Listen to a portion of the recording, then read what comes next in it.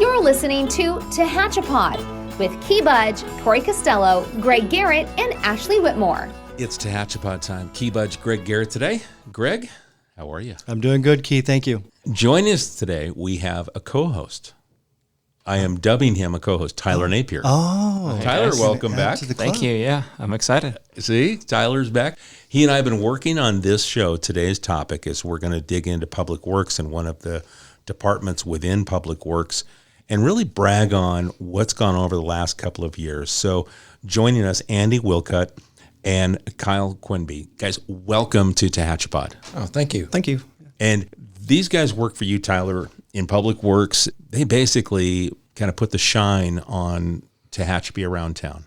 And you and I have talked for a couple of years about our landscape and appearance, and Greg is always talking about it. And it's about quality of life. And today we get to shine the light on two guys that work incredibly hard and also the rest of the crew. But I was fascinated with the things that they do and they've implemented over the last couple of years. So we're really going to take kind of a dive in and highlight, your team. Yeah, I'm excited for this one, especially with, we talk about we have 6 divisions in the Public Works Department. One of the things we talk about is how there's so many things we do in Public Works that are in the shadows. Most of the public doesn't see or know what we're doing. I am excited because I think the public's going to relate very, very closely. Everyone has landscaping. They walk on it, they play on it, they see it in their yards. To see the perspective of what Andy and Kyle do on the level they do to keep our city looking beautiful is phenomenal. So yeah, they're the experts. We're excited to hear from them today. And then, Greg, you take pride as a city manager, and you also pay very close attention to the look and feel of our city. Tyler and I are on the same page when it comes to the close attention piece. Yeah, I mean, Key, whenever you enter a town, whether you live in that town or you're visiting that town, I think I've said this many times before, and I mean it. When you come into a town, you see the pride or the non-pride, if you will. Are the streets clean, gutters clean? Is the grass trimmed and green? Are the flowers blooming? Do we care? And Tehachapi cares a lot. And it also translates into, the bigger pride picture and the investment into our city. And then people have pride. It just continues to raise the tide, if you will. These two guys, along with their colleagues in the department, they do an outstanding job maintaining our landscape. And over the last few years, it just has gotten better and better and better. And Tyler, when I first started 7 years ago, we would have conversations. I would find comments on social media and I would share them with you. And then you would go out and investigate and assign. And then things have developed over the last 7 years and changed in such a positive manner. And I think that we actually now have a department that focuses on, the landscape. Yeah, it's not just the landscape too, it's the look and the feel of the community. A tremendous amount of emphasis and resources are put to just trash pickup. We have about 100 trash cans dedicated to the downtown area. We have staff that deals with those every single day. So we have partners in our community that manage that with us, along with Andy and his team. Our landscape contractor, Brightview, they pick up trash on our behalf all the time. I have residents that I see walking around picking up trash. The buy-in is there. We have the people that see the investment and the time and energy that the staff puts into it, but also the businesses and the public as well. So that look and the feel is really a big thing for us. So Andy, let's talk about that. I mean, in order to get you and Kyle in here, it's been over a year that Tyler and I have been talking about this to try and make it happen. And we finally, about a month ago, we said, okay, let's nail it down. So we kind of had to trick you guys and said, you just come on in. We're going to have a quick conversation, and down the road we'll record a podcast. You guys came in, sat down, and said, hey, put the headphones on. We're going to record. Yeah, right. Surprise. But we pulled you away from what you do and the passion that you have, because we had a conversation before we started recording. The two of you have got such knowledge of what you do. It just translates to what we see. And like you said, it's in the shadows, Tyler. We maybe physically don't see you guys out there doing things, but we get to see it and enjoy the outcome of your hard work. So Andy, let's talk about, since you've been here, what you've seen and what you've been able to implement, around town. Yeah, since I've been here, I've seen a lot of changes. Initially, it's always looked better than most places I've been to. There was a need for, a little closer attention, but We've grown, but it's been with the resources available too. So first and foremost, Kyle and I and others have noticed, Tyler, that we needed improvements, but we couldn't do it without the support. I've worked at other places in the past where someone will call and say, oh, I've got a hot spot out at the park, a dry spot in my grass, and we'd like you guys to fix it. Okay, it's going to take a rotor head or a different irrigation program or et cetera, et cetera. And the backup, the support wasn't there in other places I've worked. So first and foremost, one of the reasons we've been able to accomplish so much is the support we've had from the city here financially and just in general. They've given us the resources, the helpers we need, the extra help, and the funding we needed to get the tools and equipment necessary. Yeah, so that's where we started. Well, I know that when I think back, that we have several residents that would comment, and then they would comment, oh, there was a problem area here. And I would go out to kind of look at it before I pass it on to Tyler. And I finally got to a point where I go, I can't find it. Can you show me? Let me meet you. And I met Lori out on the streets, and then she showed me. I go, oh, now I see what you're talking about. And then able to take a photo, give it to Tyler. And then you came on board, and I know you know Lori. I do. And because she walks all the time. Yep. And she is one of those that would call us on it and say, hey, this is a problem. You guys aren't addressing it. And then she loves working with you. So yeah, you've had numerous conversations with her. Yes, I have. She's surprisingly knowledgeable about plant material and such. She's kind of like our resident inspector. She'll go around and she does notice. And way back when, it was just kind of like, oh, does she really notice or not? But we always follow up and check on those things, whether sometimes we've just been there and there's like, no, there's no problem. But especially if it's Lori or any resident, if they have noticed something, we still follow up and check. And if it's nothing, great. But if it is something, and in her case, oftentimes it is, and I've grown to really trust her opinion, actually. Like if she says something, it's usually we get out there and check, and it's true. A dripper's plugged up, or a sprinkler's not hitting somewhere, and the plant's drying up, or whatever. And so we appreciate her and others that do call in or online. We have a format where they can make suggestions there as well. Sometimes people hesitate and say, oh, I don't want to complain. I don't want to cause these guys more work, but it's really the opposite. A lot of times we're aware of issues that they report, but sometimes we're not. And so when they do report it, we never have a negative outlook on that. We appreciate it, the help, the extra set of eyes out there. We appreciate. Well, she's like boots on the ground. Boots on the ground. That's a way to put it. She's out there because she enjoys walking. She's out there all the time. Mm-hmm. She sees it. I'll drive by and try and pick up what she was talking about. I drive by, I don't notice it.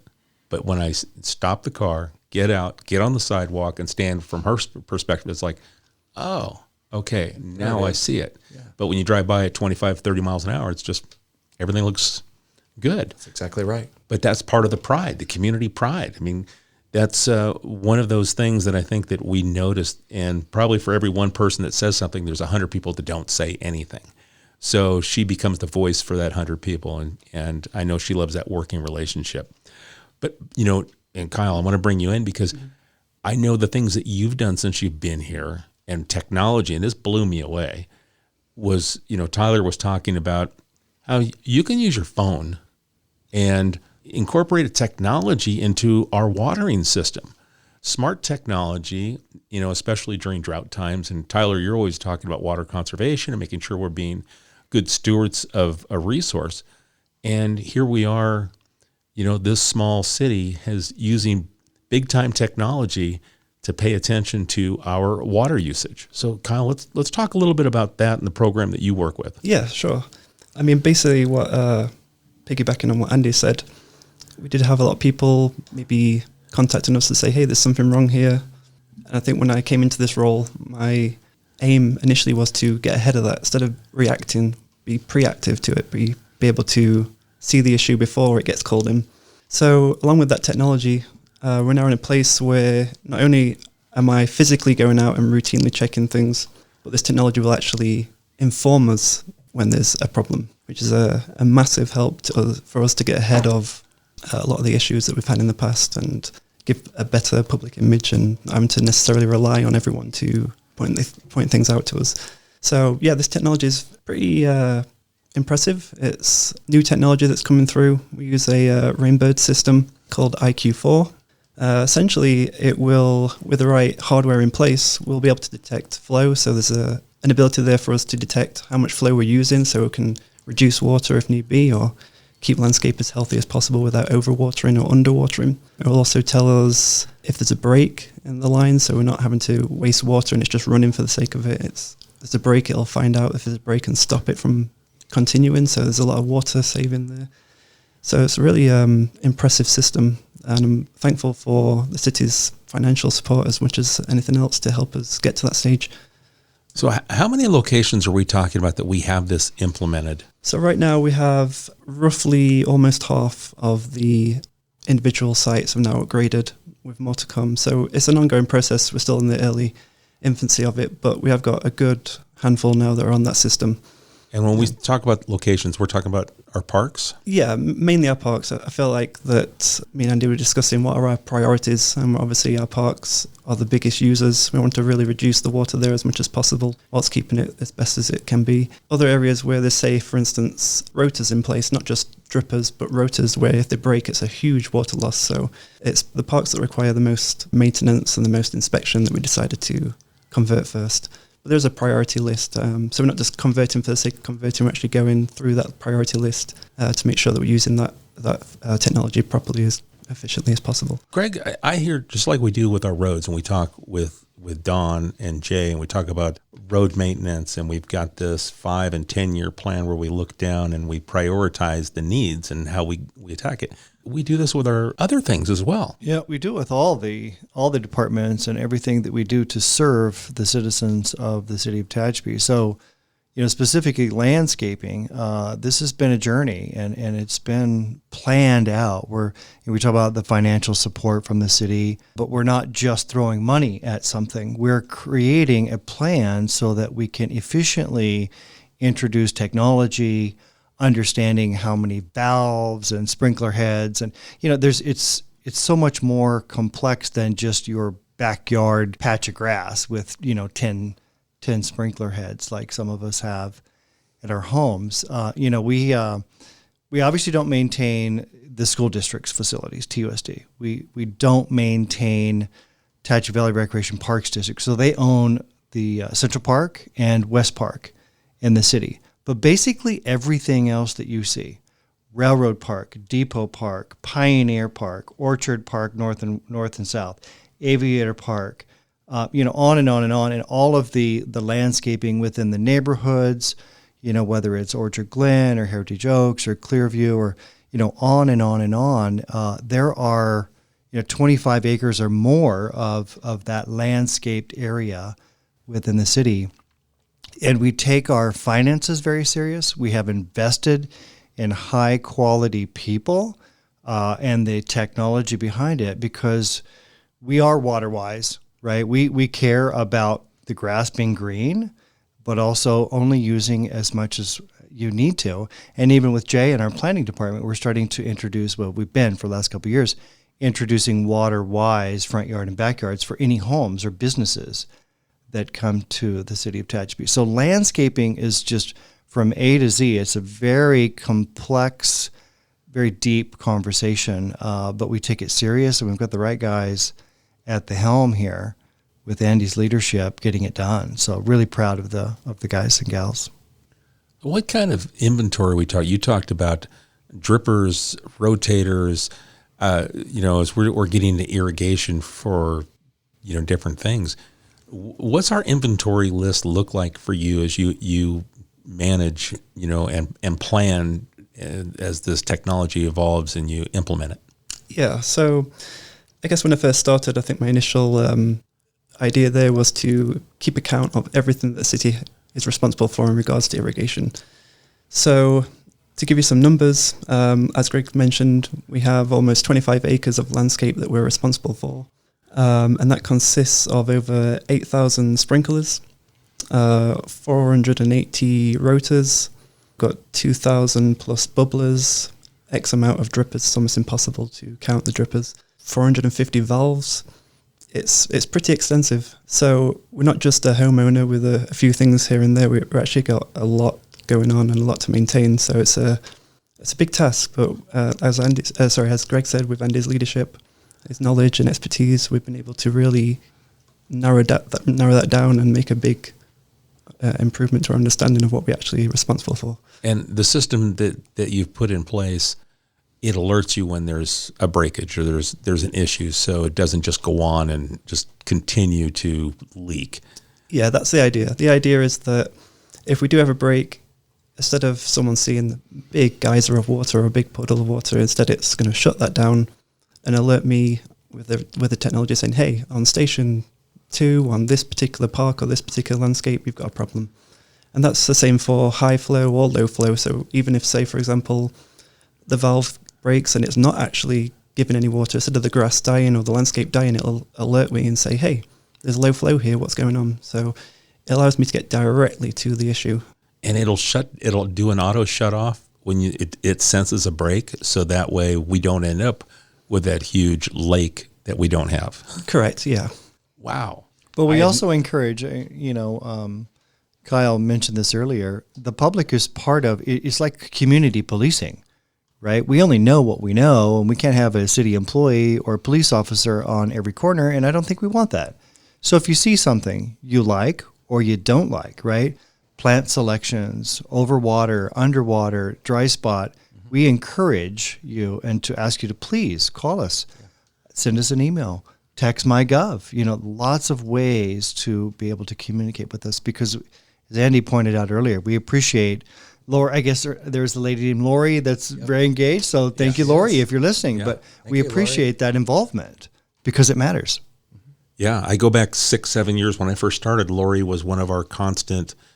She would comment and let us know, you got a problem here, you got a problem there, and to the point where it's like, okay. And then I met her while she was on one of her walks, and I was like, okay, she's paying attention. So, it matters. Yeah. And then when Andy started, I made that introduction, and so it's really paid off, because I'm not getting the comments. Maybe Lori will let you know directly now. She probably goes, instead of going through me to get around, she goes directly to you. You guys have probably worked that out. She does, and if she's talking to one of the other city employees about the same sort of stuff, and she'll say, just tell Andy, he knows what to do. Yeah. We should just get her a tool belt with a couple, sprinkler heads. Get her a vest. What I mean? But no, it's important. It's really appreciated that people are engaged. That's so important. And I would bet that because of that, it also helps us when we do want to implement this kind of a system what was it, the IQ4 from Rainbird? We implement things like that based on assessing a need. And part of that is this community voice. Yeah, it's been, working with Kyle directly. I oversee water consumption, water production for the city, and every customer we have is metered. That includes our landscaping and our businesses and residential. It's been fun to allow Kyle to dive into the water numbers, and I know he analyzes the consumption of each one of those locations monthly. So Warrior Park, for example, or Manzanita Park, whatever, you can take it, and he'll tell you how many gallons that park uses per month. He can even tell you how many gallons that each zone will use, and he's paying attention to that. Of course, a lot of that's weather-based and temperature and things like that, but he can really analyze that down to the most efficient method we can possibly do it to make sure our water stretches as far as possible. So it's fun to have people like Kyle and Andy who enjoy the number crunching aspect of it, to analyze it to maximize efficiency. Well, there's a science. There's a true science involved, and we've talked about that in other shows with other topics. But I mean, you just don't go out willy-nilly and just say, hey, we're gonna try this. There's a science that you guys research, and you dedicate time for knowledge and then implement it. You've obviously got to find the program. You've got to sell the program back, into management to go, yeah, we need to budget for that, or how do we put it in play? And you start looking long term, because I know we don't just do things that it's going to last a year. You start looking about the longevity of these things when you implement it. Yeah, and this implementation is, Kyle's prepared and Andy's prepared for the next thing. If we add a park or add a landscaped area, they can handle those with ease. They know what the city standards need to be. They work closely with development services and Jay's department to ensure that everything meshes and everything matches up to the smallest little detail, down to that bubbler is not labeled correctly on the plans, and these guys know it. Now, what about when we pick the plants?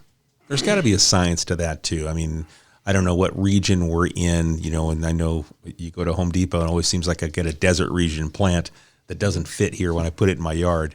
I mean, there's got to be a science to what you guys do to put in the ground to make it as beautiful and long lasting as it is. So that's a super good question, and we get asked that a lot, or not as often as you think, actually. But to answer your question, where if you look it up on the computer or in a Western Garden book or something of that nature, it'll tell you we are Zone 8. But that's kind of true, and it's probably true. We're in Zone 8 3 years in a row, maybe, but then every fourth year or randomly, we're actually in Zone 7. So we need to choose plants that are cold hardy to about 0 degrees. There are days when it gets like with the wind chill and such, and plants do feel the wind chill like we do. There are nights when it gets down to 6 degrees. And so we've made a special effort lately, in that regard, to pick more cold hardy plants. And so when the planning department is putting together new landscaping for new housing developments or businesses, et cetera, they usually will filter that, and the landscape architect will send a list of plants for that new design, and then they oftentimes forward that to me, and I'll go through that same list and kind of highlight the ones that are marginal, if you will, and then we usually kind of redline that and say, this is good, but this one, we need something more cold hardy, and then they'll come back, and eventually we'll refine that list, and so we've been much better at that too, also in the last several years. But yeah, so that is a process that we do, and I think they're even working on getting a list of plants that we can draw from, so that to make it easier on the architects when they're doing the design, they don't have to send it to us and then we redline a bunch of it and send it back and go through all that. They're actually developing a list where they can just, if you choose from that, we're pretty safe. What kind of shrubbery survives? This is a personal thing. If I'm heading off to Home Depot or the nursery, what kind of shrubbery am I looking for that because it always seems to do well, in these little areas where we're along our sidewalks before you enter a neighborhood. So can you suggest something? Yeah. So I can suggest a lot of stuff. So if you go to our local nursery here, the owners, everything they have there pretty much is going to do good here.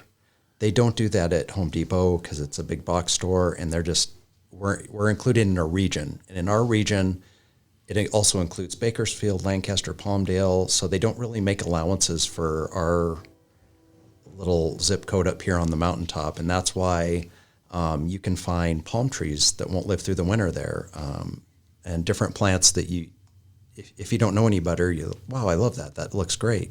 And you plant it in the spring, summer, whatever, and then it's in the springtime you'll see like a bunch of people returning that stuff because they usually guarantee their plants. But most people would like to not return the plants, but plant it and have it do well the first time, of course. But so if you go to Home Depot, you should get out your smartphone, look at the plant you desire and the botanical name, and just do a quick search on your phone and look for the cold hardy zone of 7 or 0 degrees or lower that it'll survive.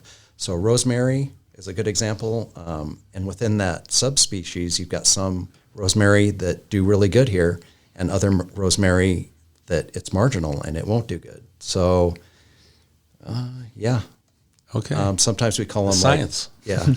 It is. We're really encouraging more evergreens, pine trees, oak trees, yeah. Those sorts of things, because once again, we're maturing nicely. We're learning, and we've hooked up with a couple of really good landscape architects that is guiding us, just like Andy had talked about, into Tehachapi is a pretty narrow zone when it comes to what will not just survive but thrive in our. And Andy said, well, you don't want to take it back next year because it froze over the winter. You want something that's going to take root and it's going to really, really grow up nicely. But it's an art and a science at the same time, really. It's, you got to keep your finger on, they talk about the green thumb. You got to be aware of what's going on. You got to watch it. You got to manage it. too much water, not enough water, it freezes, for a couple days, and then boom, you're done. This is not Tehachapi is its climate of its own. It really is. Up on the mountain, we've got the Venturi effect with the winds, which can be harsh. That's right. Can actually suck the moisture right out of the ground, so you have to water maybe more. So it just depends on little microclimates where you are, front yard, backyard, down on the valley floor, up in the foothills. There's a lot to this. Right. And by the way, Andy is not going to moonlight.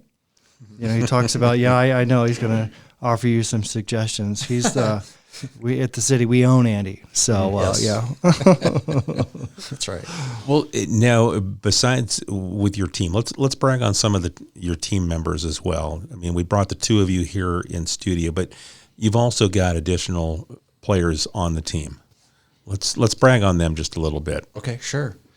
So some of our new members on the team are Sue and Adam, and we've got a part-time helper, Carson, that's a student part-time, and I think he's got another part-time job. He's a busy guy. And so they've all played different roles. Carson, during the growing season, helps Kyle the 2 days a week he's here, just doing the in and out irrigation maintenance work, such as, cleaning our thousands of nozzles that get plugged up to keep the patterns in order, so you don't see those little V dry spots. All it takes is a grain of sand or something to throw that off.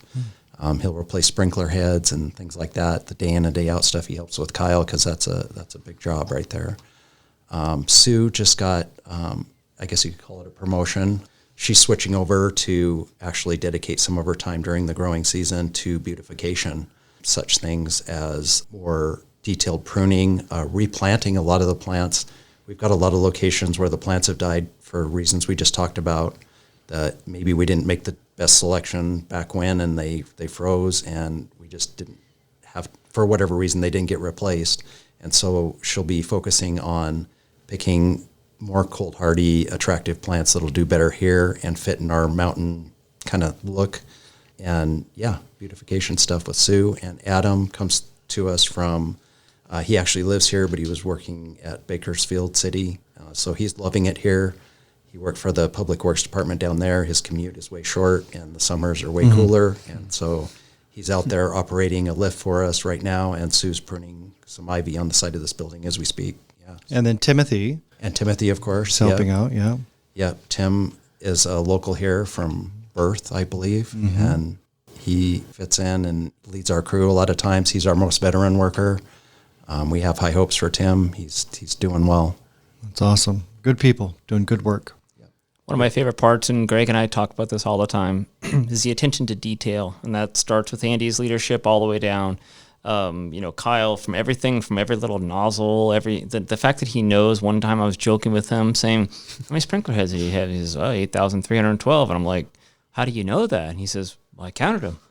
And I'm just mind blown, right? I can't believe that he's that dedicated and that committed to knowing what type of assets we have out there. And again, started with Andy's leadership. I don't even know if I've ever told Andy this story or said it to him directly, but when we interviewed for Andy's position, I said, I want to make sure we hire someone who has attention to detail. And we told Andy, we interviewed him in this room right here, and we said, hey, we want to do kind of a boots on the ground interview. We said, let's go to one of our facilities, and I want you to walk us through what you would do for an inspection of this facility or this park. So an hour or two before that interview, I grabbed some trash from my house, and I went and I put trash on the ground at Manzanita Park. I strategically placed trash on the ground. And we get there, and I said, okay, Andy, walk us through. He goes, I would check for the trees. I check the irrigation. And he's talking, and he's picking up trash as we're walking. And I'm like, yes. And I'm looking over at my coworkers that were in the interview with us, and I'm like, they're laughing because they thought I was crazy. They thought I was absolutely nuts to strategically put trash on the ground. And there was a mom there at the park with her kid, and I said, hey, I'm not littering. Here's what I'm doing. And she's like, okay, whatever, But Andy walked around, and he's talking about a dozen different things, but he didn't even, I think he subconsciously was just picking up trash because that was in his nature, and he was the right guy. And so if you're ever interviewing somebody, make sure they're looking at details. What a smart play. Did you know I that? had no idea. So you're just finding out that I Tyler was just having a flashback, like, why was everyone laughing at me? And why was there trash everywhere at this I was park? like, what? Did I say something comical? Or So that was a smart play, It matters. Tyler. But I can't believe you didn't let him in on that.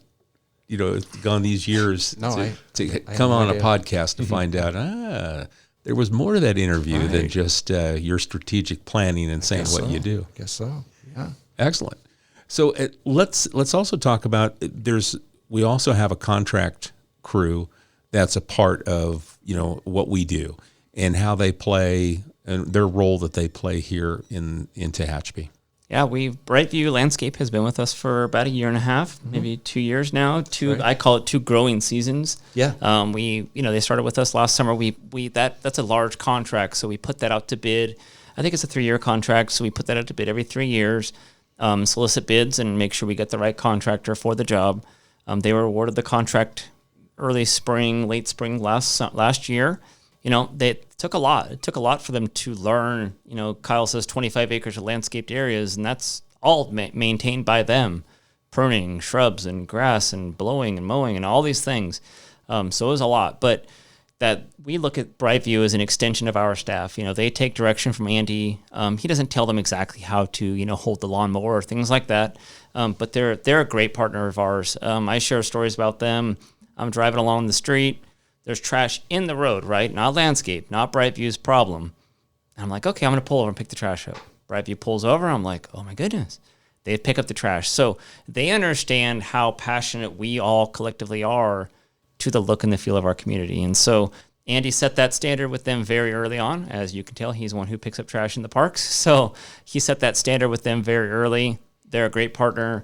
We've seen tremendous amount of improvement to the overall health of our landscaping based upon the improvements that they've made with Andy's direction, with some pruning and this and that. So they've been great for us. We've been very, very happy.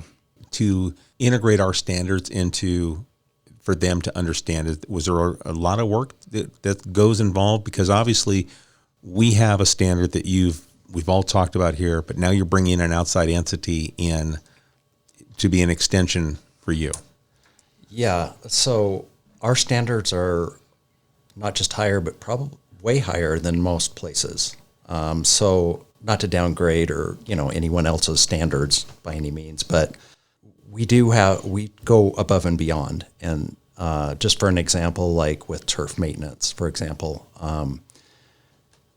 one of the reasons our turf looks so good is we fertilize like 3 times a year. We have them fertilize 3 times a year. We have them spray selective herbicides. So I won't say it's perfect, but if you notice in a lot of our parks, we don't have dandelions or clover, things like that. We aerate twice a year, which is great for the soil and the turf. It lets in air, it lets the roots grow, softens the soil. I could go on and on about that. We do that twice a year. So we do more than just your average turf maintenance. There's different levels, and ours is way up there. And so, and our attention to it, right? Because at a lot of places, if the grass is cut, you hear that mow and blow thing, and it looks okay. That's usually good enough for most. But for us, for all the reasons you guys just spoke about, we take it to the next level, and we expect that from them as well. When I first, Andy, so when I now first they're on met board. with some of the leaders and foremen of Brightview, I was jokingly saying, hey, we want this to be like Disneyland. If you've ever been to Disneyland, what I love about Disneyland is it's perfect. Everything is absolutely perfect. There's not a leaf out of place.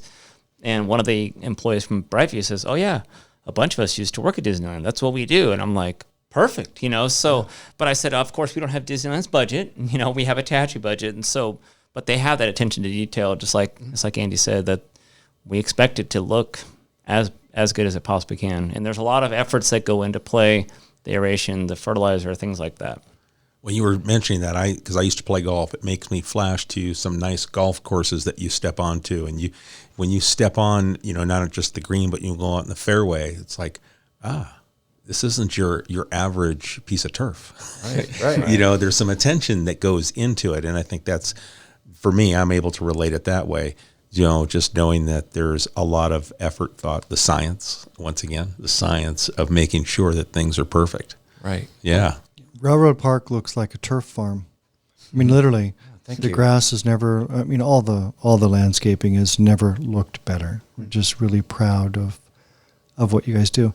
How do you maintain the metal plants that were planted on Green Street recently? What's the trick there? I mean, those are perfect every time I look at them. Right? But you touch them and they're a little hot, from the sun, but they don't wilt. You don't water them. I mean, Hardy, very hardy. pretty hardy stuff. Yeah, for sure. Is that what we're moving towards, Greg? No. Selective areas only. So what zone are they? Yeah. Zone Pruning's 0. tricky, but Yeah. Well, guys, so we've covered some ground and people that can relate to things that they see. What about things that we don't see behind the scenes? What's anything that we can kind of go there? yeah, sure. So some of the things behind the scenes that, the end result that you see parts of it that go unseen is like, for example, like Kyle, if you ask him, he's a humble guy, but he really has gone above and beyond his responsibilities. For example, when I first came here, all those locations you've mentioned, just one example, like Warrior Park, I think we have 40 valves, 40 different stations running different parts of the park there.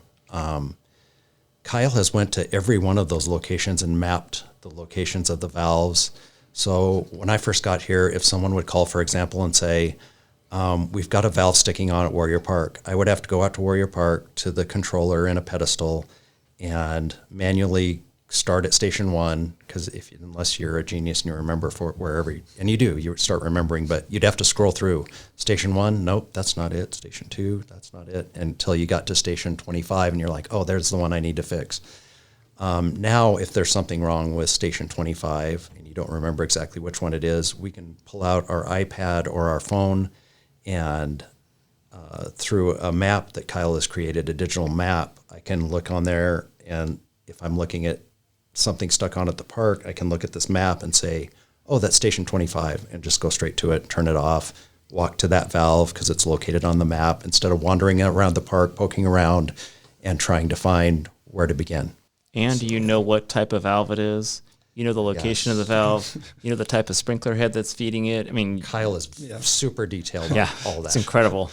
So does that get GPS located, or is it just kind of, 15 feet off of west of this point, or? I mean, initially the idea was to do such as that, to be able to stand somewhere and say, okay, this is exactly where it is based on GPS.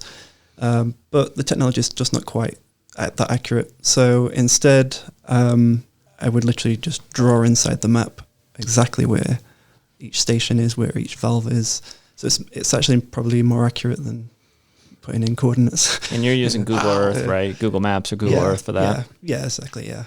And they do have, Rainbirds on their IQ system have got a map developed, but it's still in its infancy, and I find that with Google Earth it's just as good, if not better, right now.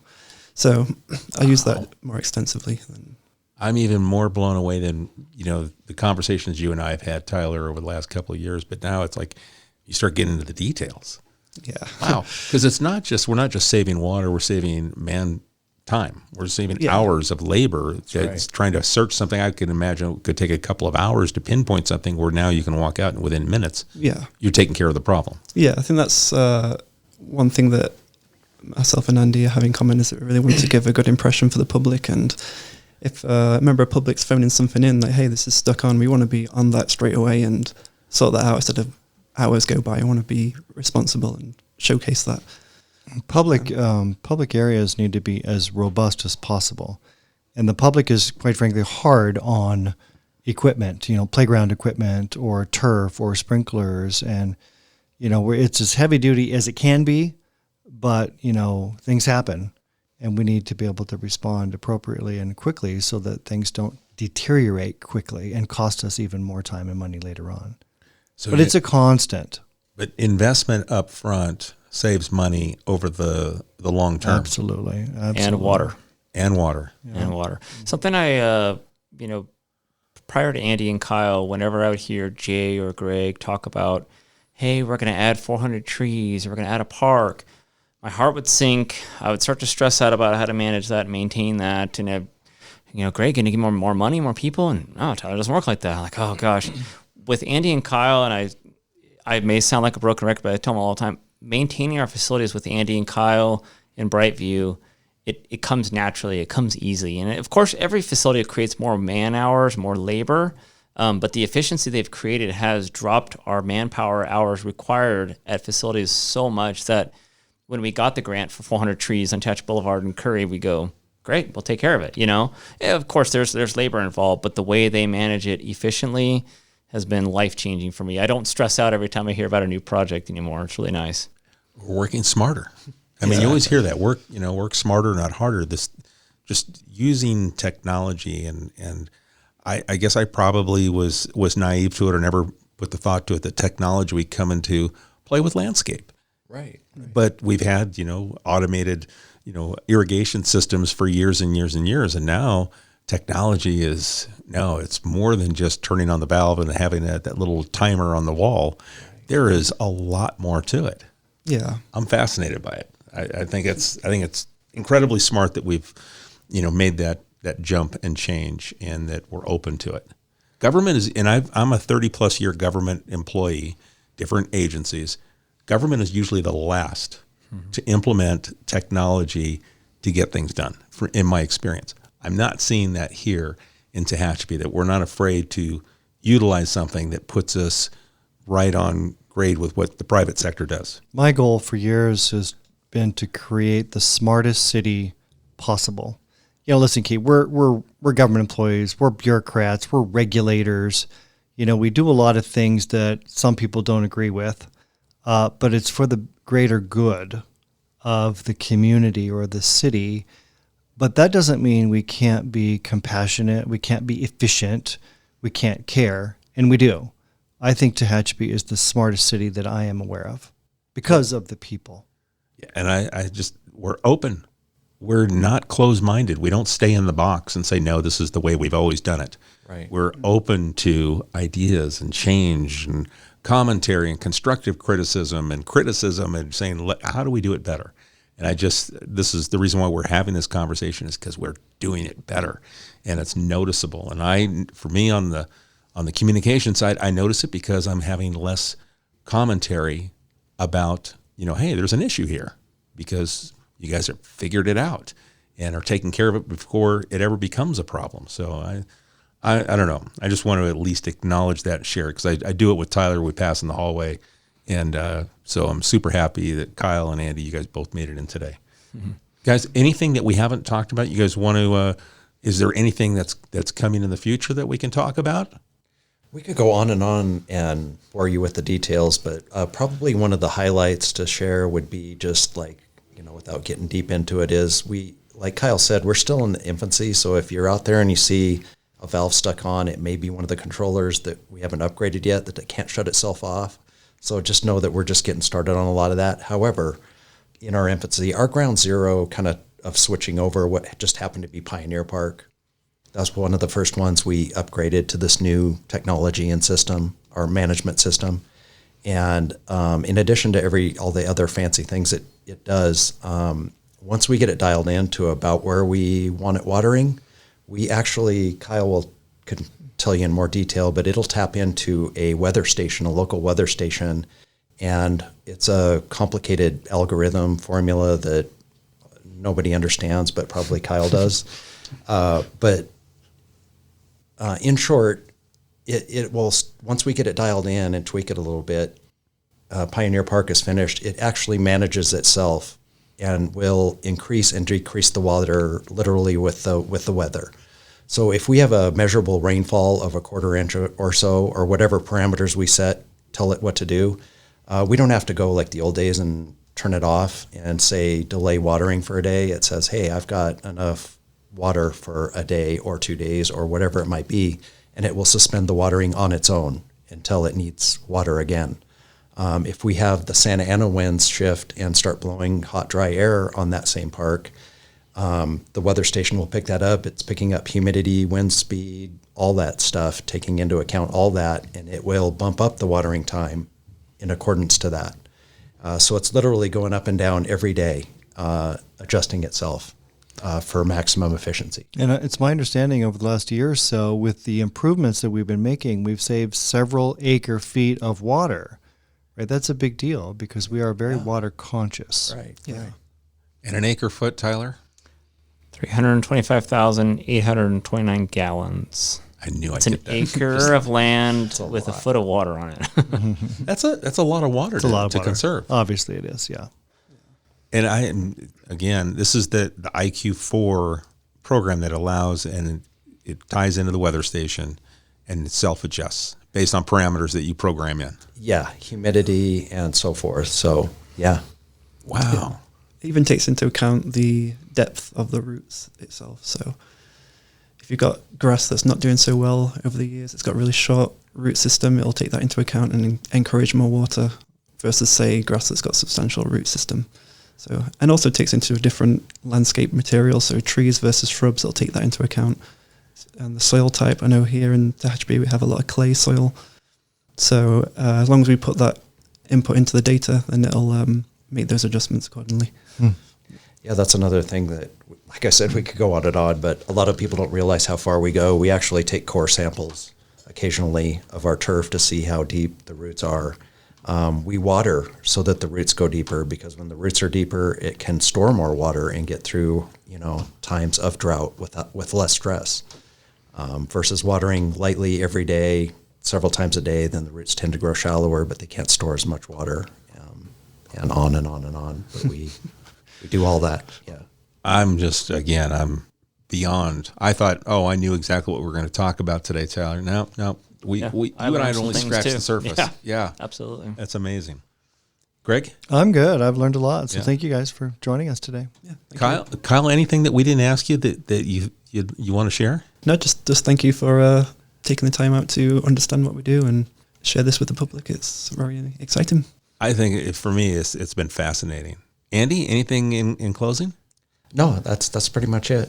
Yeah. We really appreciate you guys, and like I said before, we appreciate the public and especially Lori. Keep it up.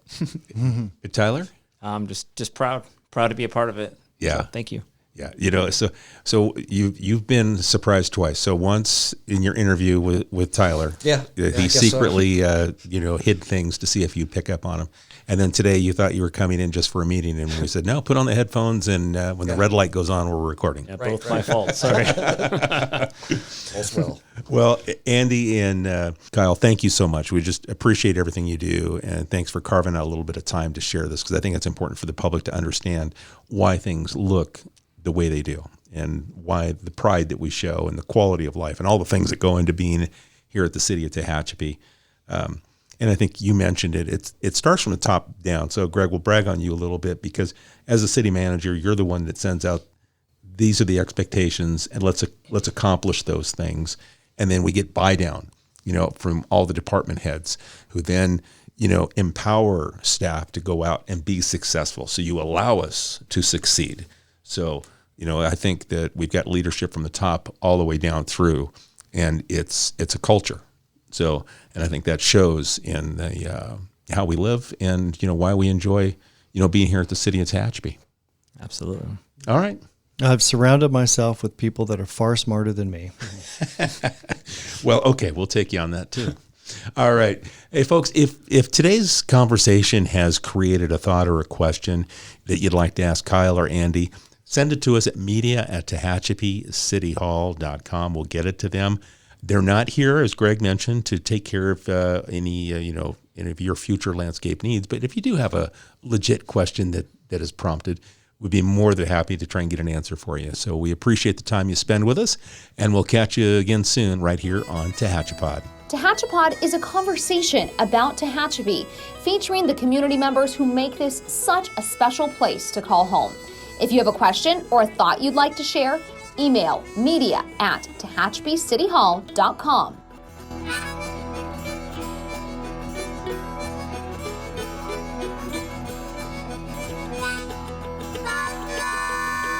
Thank you to Gary Mazzola for sharing his song, This is Tehachapi.